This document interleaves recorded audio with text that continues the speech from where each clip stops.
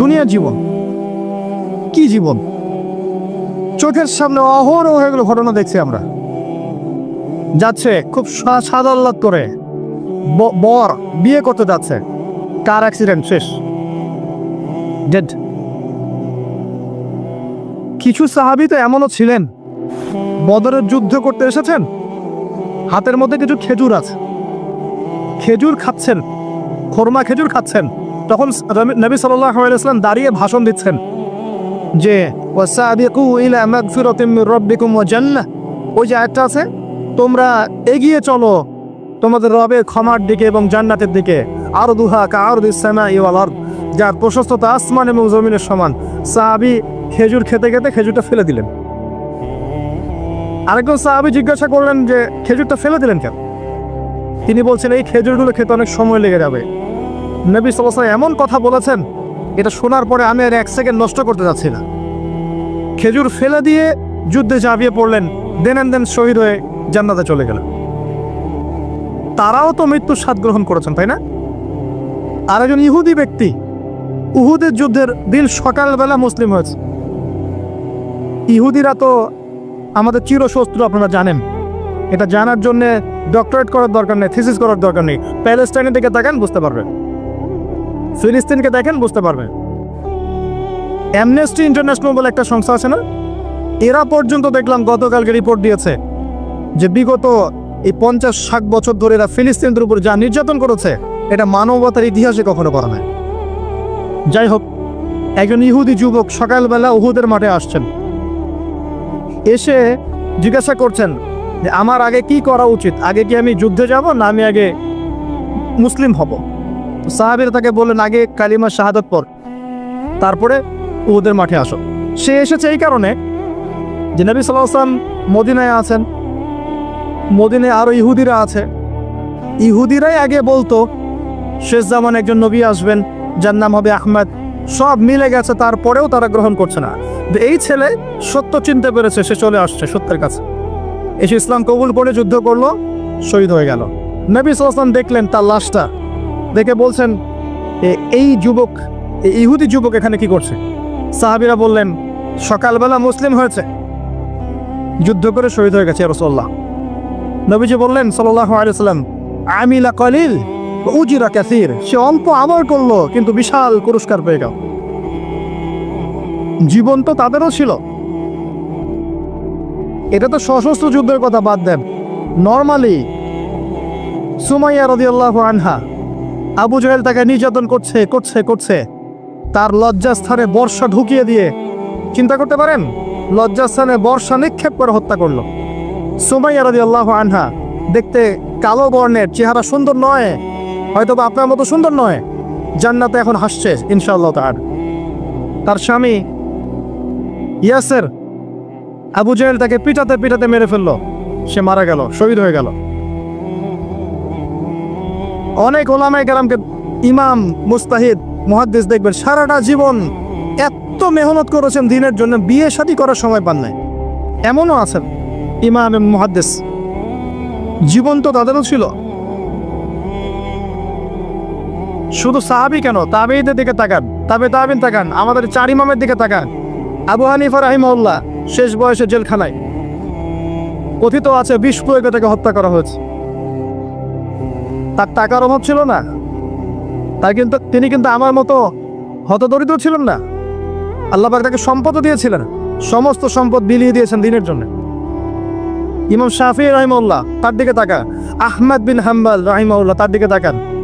তাকে পিটানো হচ্ছে আর বাগদাদের রাস্তায় ঘোরানো হচ্ছে, কারণ সমাজের মানুষ ফতোয়া দিয়েছে একটা, তিনি ফতোয়া দিয়েছেন আরেকটা। ওই যে হিল্লা কথা আর ঠিকা বিবাহ নিয়ে আর কি, তিনি বলছেন ইলামু ইয়া আহলা বাগদাদ, হে বাগদাদের মানুষটা জেনে রাখো যে আমি কোশ্চিনকালেও এই প্রথাকে জায়েজ করলাম না, তোমরা চিনে রাখো যে আমার নাম আহমদ। জীবন তাদেরও ছিল।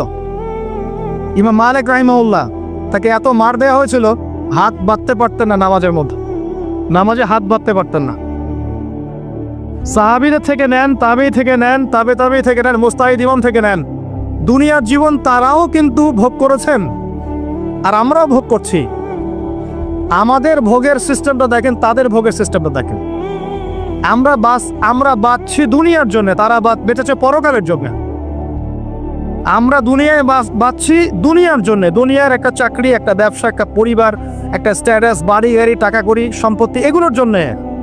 কিন্তু তারা বেঁচেছেন আল্লাহর জন্য, পরকালের জন্য। যে ব্যক্তি দুনিয়ার জন্য দুনিয়া করে, আল্লাহ পাক তাকে ইহকাল পরকাল দুটোই নষ্ট করে দিবে। যে ব্যক্তি পরকালের জন্য দুনিয়া করবে, আল্লাহ পাক তার দুনিয়া গুছিয়ে দিবেন, আখিরাতও গুছিয়ে দিবেন ইনশাআল্লাহ। প্রথম কথা হচ্ছে যে দুনিয়ার জীবনকে প্রাধান্য দেওয়া যাবে না।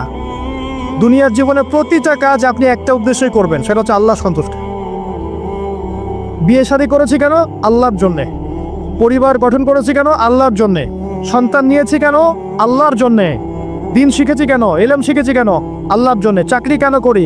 আল্লাহর জন্যে। প্রতিটা কাজ ইবাদত হবে যদি আপনি মুহাম্মদ সাল্লাল্লাহু আলাইহি ওয়াসাল্লামের তরিকা মেনে চলেন। একটা বিষয় বোঝার বাকি আছে আমাদের, দুনিয়ার জীবনটা 1 সেকেন্ডের জীবন। আল্লাহ পাক সূরা হাদীদের মধ্যে বলেছেন, ই'লামু আন্নামাল হায়াতুদ দুনিয়া লা'iবুন ওয়া লাহু ওয়া জিনাতুন ওয়া তাফাখুরুন বাইনাকুম ওয়া তাকাসুরুন ফিল আমওয়ালি ওয়াল আওলাদি কামাসালি গায়যিন আ'জাবাল কুফফারা নাবাত সুম্মা ইয়াহিজু ফাতারাহু মুসফারান সুম্মা ইয়াকুনু হুতামা ওয়া ফিল আখিরাতি আযাবুন শাদীদ ওয়া মাগফিরাতুন মিনাল্লাহি ওয়া রিদওয়ান ওয়া মাল হায়াতুদ দুনিয়া ইল্লা মাতাউল গুরুর। আল্লাহ পাক বলছেন, জেনে রাখো তোমরা সবাই, এই জমিনবাসী, এই দুনিয়ার হায়াতটা খেলা। খেলা মানে কি দেখেন, ছোট্ট বাচ্চারা খেলা ছাড়া কিছু বোঝে? ওর কাছে দুনিয়া ওইটাই। দুনিয়ার প্রথম স্টেজ খেলা।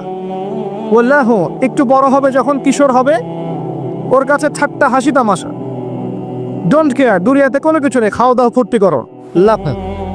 আর একটু বড় হবে, ওয়া জিনাতুন তাফাখুরুন বাইনাকুম ওয়া তাকাসুর, একটু বড় হবে তখন বাড়ি গাড়ি, স্ট্যাটাস, সৌন্দর্য, চাকচিক্য, প্রতিযোগিতা, তাফাখুরুন বাইনাকুম ওয়া তাকাসুর। এভাবে দুনিয়ার জীবন যাচ্ছে। এই এক্সাম্পলটা আল্লাহ পাক দিয়েছেন এমনভাবে যে একটা ভূমি ছিল অনুর্বর, বৃষ্টি হলো, সেখানে সবুজ শ্যামল ফসল ফলত, এক পর্যায়ে ফসলটা আস্তে আস্তে হলুদ বর্ণ ধারণ করলো এবং সেটাকে কেটে ফেলা হলো, তারপর শুধু খড়কুটা বাকি থাকলো। এই হলো দুনিয়ার জীবনের এক্সাম্পল। এরপর পরকালে বাকি আছে দুইটা জিনিস, হয় ক্ষমা, রিদওয়ান মাগফিরাত, ক্ষমা, অথবা আযাবুন শাদীদ। আমাদেরকে মাথায় ইনস্টল করতে হবে, দুনিয়াতে আমরা কেউ থাকতে আসি নাই। প্রথম কথা, এখানে আমরা এসেছি বড়জোর 60, 70, 100 বছরের হায়াত নিয়ে, যার মধ্যে মোটামুটিভাবে 30, 40, 50 বছর চলে গেছে, কারো 20 বছর 25 বছর চলে গেছে, বুঝতে না বুঝতেই চলে গেছে, মানে ভালো মন্দ বোঝার আগেই শেষ। যদি তার বয়স হয় 60 বছর, তাহলে এখন বাকি আছে 30 বছর। এই ব্যক্তি যদি ঠান্ডা মাথায় রাতের বেলা চিন্তা করে, এই 30 বছর যে আমার চলে গেছে, আমার অ্যাপ্রক্সিমেটলি 30 বছর বাকি আছে। বাকি আছে বুঝলাম, যা চলে গেছে, এই চলে যাওয়া 30 বছরে আমি 10 বার জেনা করেছি, 20 বার মদ খেয়েছি, ঠিক আছে, মানুষের সম্পদ আত্মসাৎ করে খেয়েছি, পরকিয়া করেছি, চুরি করেছি, ডাকাতি করেছি, মিথ্যা বলেছি, নামাজ পড়ি নাই, রোজা রাখি নাই। আমরা প্রত্যেকে যদি আমলনামা ঘাটি আজকে রাত্রে, এরকম একটা লিস্ট আমরা তৈরি করতে পারবো। আজকে রাত্রে বাসায় ফিরে গিয়ে প্রত্যেকে যদি একটা আমলনামা ঘাটতে চাই, চোখ বন্ধ করে চিন্তা করি যে এই 30 বছর আমি কি কি করেছি, দেখবেন আপনি জেনার পাপ পাবেন, মাদকের পাপ পাবেন, অন্যের সম্পদ আত্মসাতের পাপ পাবেন, নামাজ না পড়ার পাপ পাবেন, রোজা রাখেন নাই, যাকাত দেন নাই, কোনো কোনো ক্ষেত্রে মিথ্যা বলেছেন, প্রতারণা করেছেন, মানুষের সম্পদ লুটে পুটে খেয়েছেন, অনেক কিছু করেছেন। কিন্তু আমাদের চলাফেরা দেখলে মনে হয় যে আমরা কোনো পাপ করিনি। এই জায়গায় ঠান্ডা মাথা চিন্তা করে আপনি দেখবেন পাপ দুই রকম। কয় রকম? দুই রকম। আপনি দেখবেন আল্লাহর সাথে জড়িত কিছু পাপ পাবেন, নামাজ করেন নাই, রোজা রাখেন নাই, মিথ্যা বলেছেন, ইত্যাদি ইত্যাদি। কিছু পাপ পাবেন আল্লাহর সাথে জড়িত, কিছু পাবেন মানুষের সাথে জড়িত। আল্লাহর সাথে জড়িত পাপগুলো ক্ষমা নেওয়া খুব সহজ। ওযু করে এসে 2 রাকাত নামাজ পড়ে চোখের জল ফেলে দিয়ে, চোখের পানি ফেলে দিয়ে আল্লাহর কাছে হাত তুলে খালি যদি বলে আল্লাহুম্মা আনতা রব্বি, বলেন আল্লাহুম্মা আনতা রব্বি লা ইলাহা ইল্লা আনতা খলাকতানি আনা আবদুক ওয়া আনা আলা আহদিক ওয়া ওয়া'দিকা মাসতাতা'তু আউযু বিকা মিন শাররি মা সানা'তু আবুউ লাকা বিনি'মাতিকা আলাইয়া ওয়া আবুউ বিযানবি ফাগফিরলি ফাইন্নাহু লা ইয়াগফিরু যুনুবা ইল্লা আনত। এটা না পারেন অ্যাটলিস্ট আস্তাগফিরুল্লাহাল্লাযী লা ইলাহা ইল্লা হুয়াল হাইয়ুল কাইয়ুম 3 বার চোখের পানি ফেলে দেন, আল্লাহর কাছে ওয়াদা করেন আল্লাহ যা করেছি ছেড়ে দিব, আগামী যতদিন বেঁচে থাকবো কোরআন এবং সুন্নাহর বাইরে এক চুল যাব না ইনশাআল্লাহ। এবং আগামী দিনগুলোতে আল্লাহ পাক তোমার আদেশ যখন যেভাবে আসবে আমি পালন করবো ইনশাআল্লাহ। যদি আল্লাহ পাক মনের মধ্যে খুলুসিয়াত দেখেন যে তাওবাতান নাসুহা করছে, মন থেকে তওবা করছে, আল্লাহ পাক আপনার সমস্ত গুনাহগুলোকে নেকিতে কনভার্ট করতে পারে। আল্লাহ পাক শুধু গুনাহ মাফ করবেন তা নয়, আল্লাহ পাক গুনাহগুলোকে নেকি দিয়ে পরিবর্তন করতে পারে। আমি দলিল দিচ্ছি, ইল্লা মান তাবা, সূরা ফুরকান পড়ে দেখেন।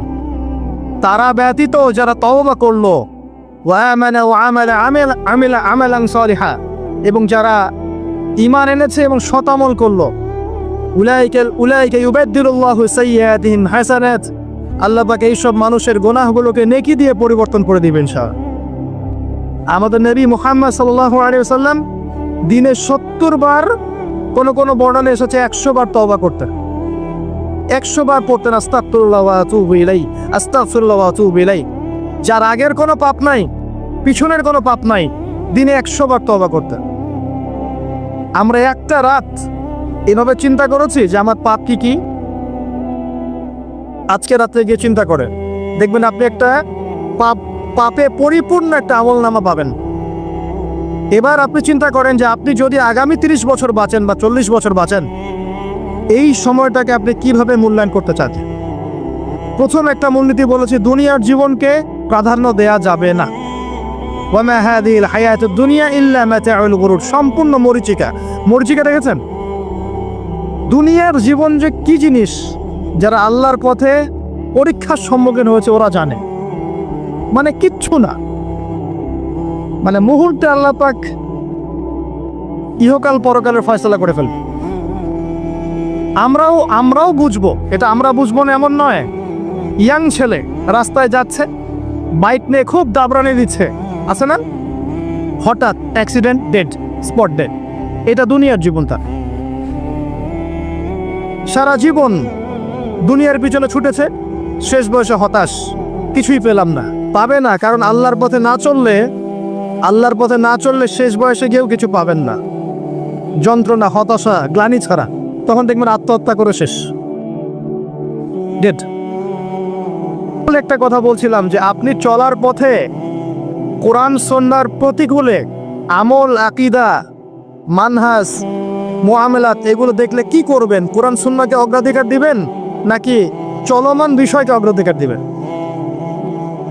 ইবাদত করতে এসে দেখছেন আমলের নামে বেদাত চলছে, কি করবেন? বেদাতীদের সাথে আপোষ করবেন না কোরআন সুন্নাহয় ফিরে আসবেন? আপনি তাওহীদের ক্ষেত্রে দেখছেন মানুষ ইসলামের নামে শিরক করছে, এখন আপনি কি সংখ্যাগরিষ্ঠ মানুষকে অগ্রাধিকার দিবেন না কোরআন সুন্নাহর কাছে আসবেন? অর্থনৈতিক জীবনে গিয়ে দেখছেন মানুষ বেশিরভাগই হারাম রিজিক খাচ্ছে। এখন আমি যদি বলি যে দুনিয়ার জীবনে টিকে থাকতে হলে আমাকে এগুলোতে গায়ে আপোষ করে চলতেই হচ্ছে, তাহলে কিন্তু কোশ্চিনকালেও কোরআন সুন্নাহকে প্রাধান্য দেয়া হলো না। তখন আপনি কি করবেন? পরিবার চালাতে গিয়ে দেখছেন যে পরিবারের বেশিরভাগ লোক আপনার কথা শোনে না। আপনি কোরআন এবং সুন্নাহকে দিয়ে পরিবার চালাতে চান, তারা পশ্চিমা সংস্কৃতি দিয়ে পরিবার চালাতে চান, হিন্দি সিরিয়াল দিয়ে, গান বাজনা, ডুগি তবলা এগুলো দিয়ে, বেনামাজি, নামাজ রোজার খবর নাই, তালিম নাই, ইসলামিক নৈতিকতা নাই, কিচ্ছু নাই, জীবনের কোনো উদ্দেশ্যই নাই। এরকম পরিবার নিয়ে আপনি চলছেন, কি করবেন? কাকে প্রাধান্য দিবেন? খুব ডিফিকাল্ট প্রশ্নগুলো কিন্তু, এবং এগুলো প্র্যাকটিক্যাল, এগুলো হচ্ছে। এখন চাকরি খুঁজতে গেছেন, আপনি দেখছেন যে ঘুষ না দিলে চাকরি পাচ্ছেন না, কি করবেন আপনি তখন? পড়াশোনা করতে গেছেন, ছেলে মেয়ের ফ্রি মিক্সিং, জেনা ছাড়া পড়াশোনাই করতে পারছেন না, কি করবেন তখন? ইউনিভার্সিটিতে গেছেন, ইউনিভার্সিটি পরিবেশগুলো দেখছেন, ইসলাম কোথায় আর ইউনিভার্সিটি কোথায়, কি করবেন আপনি তখন? প্রত্যেকটা জায়গায় আপনাকে সিদ্ধান্ত নিতে হবে যে আমি প্রতিটা জায়গায় কোরআন এবং সুন্নাহর সাথে আপোষ করব নাকি চলমান এই জাহিলিয়াতের সাথে আপোষ করব, কোনটা করব? বিশ্বাস করেন, যখন আপনি মনের মধ্যে এই চেতনা লালন করতে পারবেন এবং আল্লাহ আপনাকে হেদায়েত দিবেন যে হ্যাঁ, কোরআন সুন্নাহই সমস্ত সমস্যার সমাধান এবং এর মধ্যে আল্লাহ পাক প্রতিটা বিষয়ের সলিউশন নাজিল করেছেন, আপনি মেনে নেবেন, চলবেন, তখন আপনি বাধা পাবেন, প্রচুর বাধা পাবেন। প্রথম বাধা পাবেন আপনার পরিবার থেকে, এরপরে বাধা পাবেন আপনার সমাজ থেকে, বাধা পাবেন ধর্ম নেতাদের থেকেও, পরবর্তীতে বাধা পাবেন ফেরাউন নমরুদদের থেকে। কি করবেন?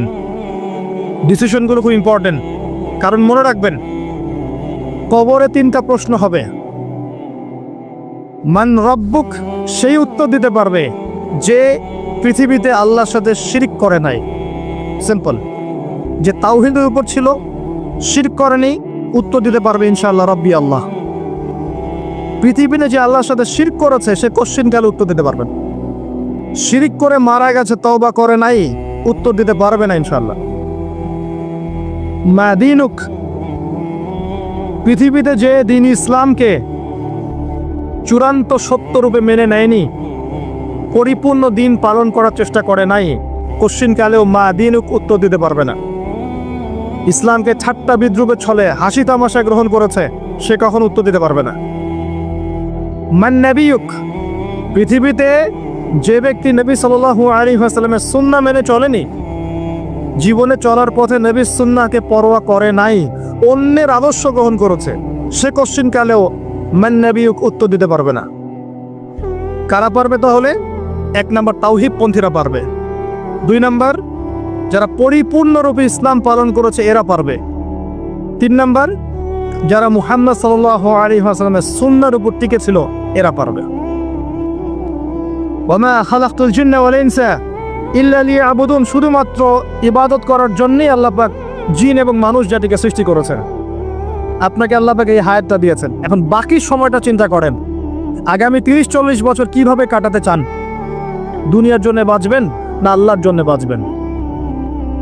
যদি আল্লাহর জন্য বাঁচতে চান, সর্বশেষ হেদায়েত আল কোরআন এবং সর্বশেষ নবী মুহাম্মদ সাল্লাল্লাহু আলাইহি ওয়াসাল্লাম, এর বাইরে কিচ্ছু নাই ভাই। সারা দুনিয়ার মানুষ মিলে যদি বলে যে কোরআন সুন্নাহর মধ্যে আছে সুদ হারাম কিন্তু সুদ হালাল, হালাল হালাল, কোশ্চিনকালে হালাল হবে না।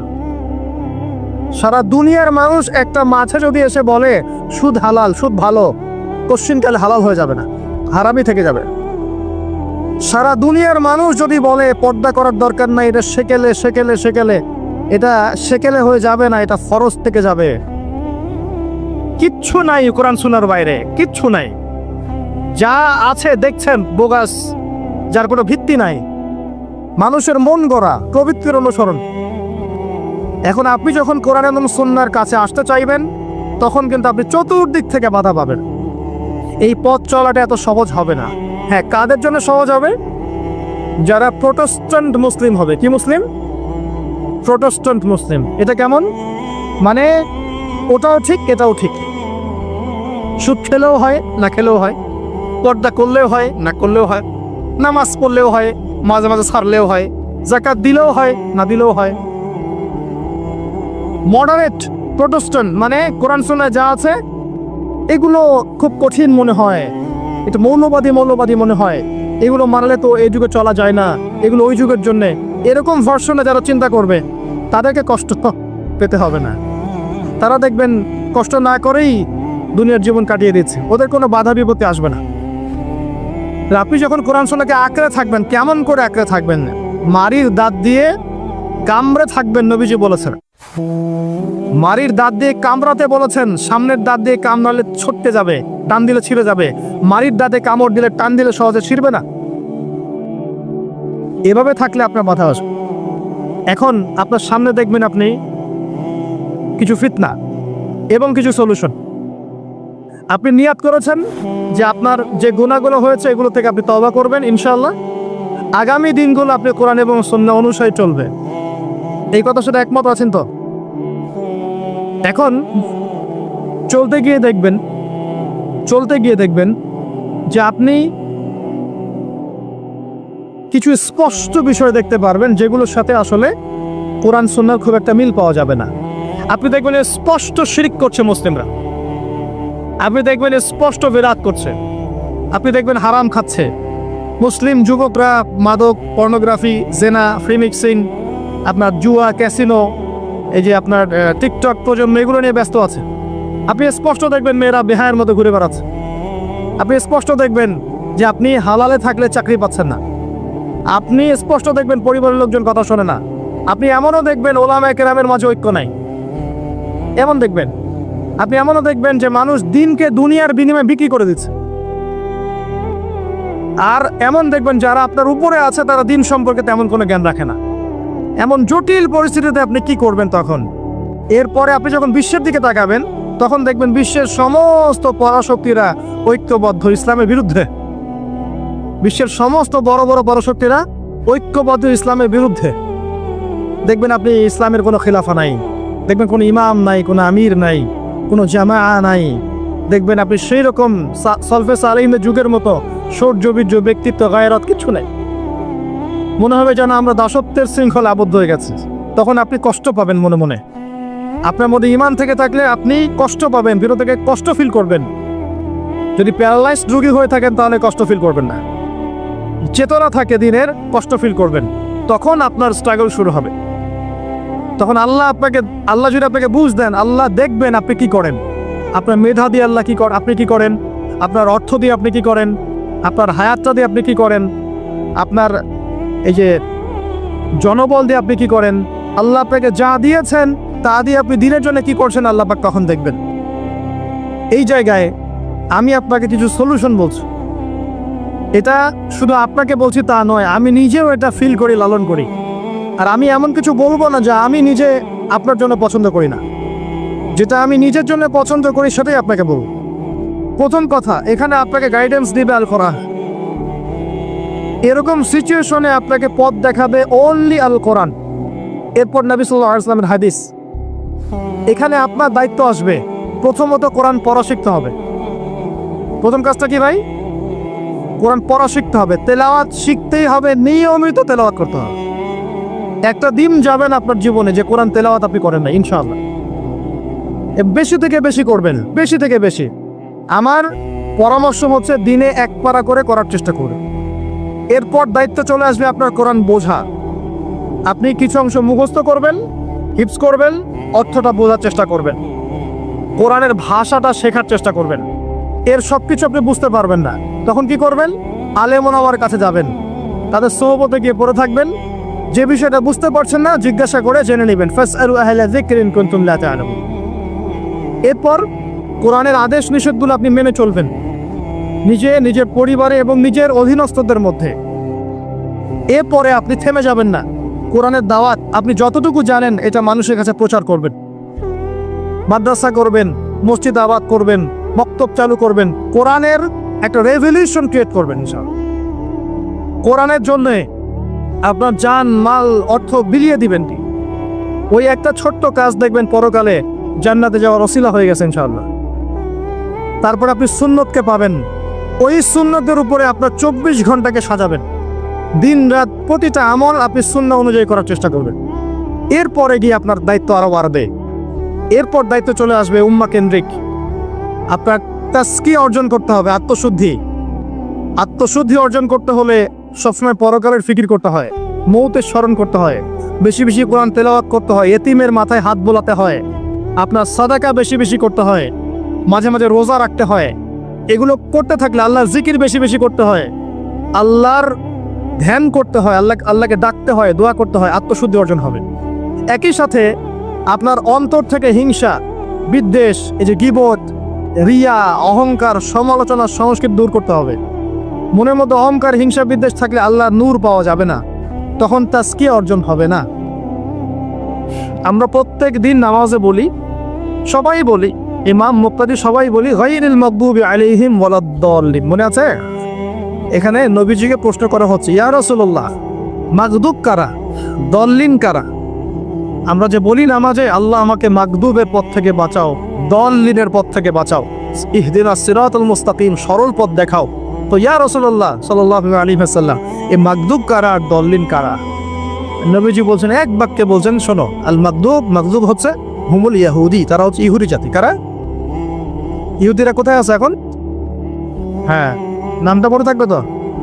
আচ্ছা, ও কিন্তু আমার শক্তিশালী, আর ওরাই কিন্তু দাজ্জালকে অনুসরণ করবে, এটা মাথায় রাখেন। আচ্ছা, আর অনেকদিন বলছি দাজ্জাল বিশ্ব শাসন করবে, মানে কি? বিশ্বের প্রত্যেকটা ডিপার্টমেন্ট শাসন করবে।